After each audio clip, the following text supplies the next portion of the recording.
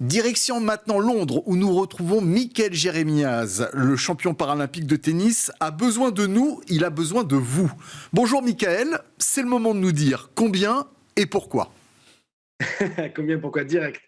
En fait, les gens ne le savent peut-être pas, mais parmi mes nombreuses casquettes, je suis producteur depuis quelques années. J'ai créé une boîte de production qui s'appelle Les Gros Films, avec un ami à moi, réalisateur Philippe Fontana, qui a comme objectif de faire des films, des documentaires à impact, et qui parlent de populations souvent discriminées, dont on parle peu, pas ou mal. Et on s'est intéressé au pouvoir du sport, au pouvoir politique et social du sport, et donc on a produit le documentaire We Are People il y a quelques années, qui a raconté comment le sport a permis aux personnes handicapées d'être citoyens à part entière.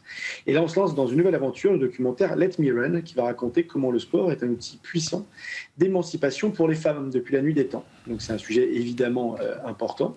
Et pour financer un film, il y a évidemment le diffuseur, donc ce sera Canal+, il y a des partenaires privés, des fondations, mais on veut que ce soit aussi un film populaire citoyen, donc on a lancé une grande campagne de crowdfunding qui a commencé le 1er mars et qui terminera le 19 avril. Et on propose de découvrir dans le détail le projet, les personnes qu'on va les rencontrer dans le monde entier, et puis de prendre des contreparties, c'est-à-dire de cofinancer le film à partir de 5 €. Et vous avez des contreparties incroyables, vous allez pouvoir aller à des concerts pour avoir des tenues pour faire du sport avec des collaborations sympas, vous allez pouvoir avoir des avant-premières avec nous, vous allez pouvoir faire plein de choses, et en plus, chaque semaine, avec des partenaires qui s'engagent, des partenaires privés, on vous offre des contreparties extraordinaires. Et là, cette semaine, par exemple, on va pouvoir vous faire gagner, en plus de ces contreparties, des places pour les Jeux Olympiques et pour les Jeux Paralympiques de sport féminin, aussi participer au Tour de France féminin, bref, plein de cadeaux à gagner. Donc ce sont des actions utiles, c'est des engagements forts de votre part. Mais on ne vous demande pas juste de faire un don, c'est aussi de vous faire plaisir. Et en vous faisant plaisir, vous allez nous aider à faire un film citoyen et engagé. Bravo. Voilà pour le pitch. Bravo pour cette production participative. Et de faire participer le futur public qui est aussi concerné par ce genre de message très important. Le tournage, à proprement dit, commencerait quand ? Le tournage va commencer à peu près au mois de mai. Ouais. Là, l'idée, c'est qu'on veut financer à peu près 80% du film. On terminera de financer le film dans les mois qui viendront. Et on commencerait en mai, on terminerait vers le mois de septembre. Ça ne vous a pas échappé, mais il y a un petit événement sportif cet été dans lequel moi, en tant que chef de mission aux Jeux Paralympiques, je risque d'être vachement pris. Donc, on aura besoin d'un peu plus de temps. Et ensuite, on passe en montage d'octobre à février-mars, puis en post-prod. Et le film devrait être diffusé à partir du début du deuxième trimestre 2025. Quel est le budget total du film ? Un budget comme celui-là représente à peu près 700 000 €. Et aujourd'hui, nous, on aimerait essayer d'atteindre 150 à 200 000 € de financement participatif pour faire ce film-là.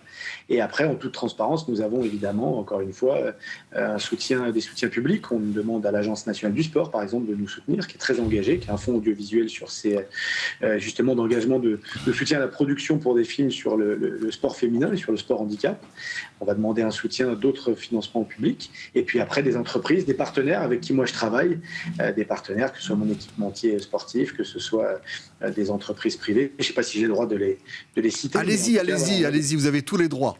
On a Lacoste qui a été le premier partenaire à s'engager. Alors on le voit sur vos t-shirts déjà. Ils font aussi mes t-shirts, voilà, que je cache discrètement. Vous avez Disney, vous avez la FDJ cette semaine qui s'engage à nos côtés avec des contreparties incroyables à gagner. Vous avez Allianz qui vient nous rejoindre dans l'aventure. Des partenaires du COJO, pour la plupart d'entre eux, EDF qui viennent nous rejoindre. Et on est en discussion avec plein d'autres partenaires. Et dans les contreparties, vous pouvez le voir, il y a des contreparties pour des particuliers qui vont de 5 € à 1 000 €. Il y a aussi des contreparties d'entreprises où on peut organiser pour des entreprises des projections, des avant-premières auprès des collaborateurs, suivies de débats et de conférences autour justement de la question de la place de la femme dans la société. Et ce qui est valable pour le sport est valable d'ailleurs pour tous les sujets. La place de la femme dans l'entreprise aussi. Mais nous, en fait, ce qu'on raconte, c'est que le sport, c'est un outil politique et social extrêmement puissant et qu'on ne mesure pas.